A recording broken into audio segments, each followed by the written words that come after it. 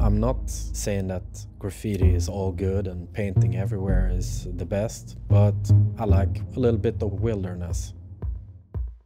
Do we want all animals to be well behaved and eat from a bucket and do what we say? Or do we also like that there are wild things that we can't see very often, but every now and then they show up and they're doing their own thing? I like that. My name is Finsta. I'm from Stockholm, Sweden. I'm an artist and I'm a designer. I've been using a lot of paper my whole life, for sure. I generally like to work with quite cheap material, at least in the beginning. Then when I finalize a piece of art, then I don't mind to have really expensive or good material, because it brings value to what the final artwork would be. I found very early that I was attracted to drawing. So in fact, I decided at 5 years of age that it was going to be my profession.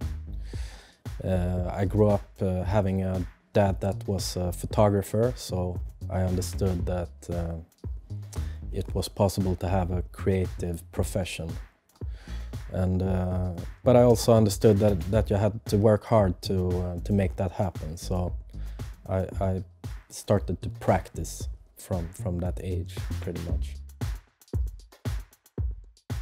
One day in '93, my friend Felix came to me with a book that he found in the library in school that pictured graffiti from south of Sweden. And coming from a drawing background and seeing this, I just realized that this was something that was more cool, and maybe I can also do this.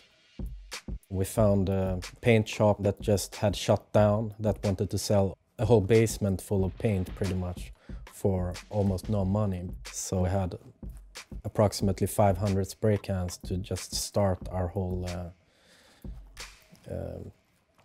graffiti careers with.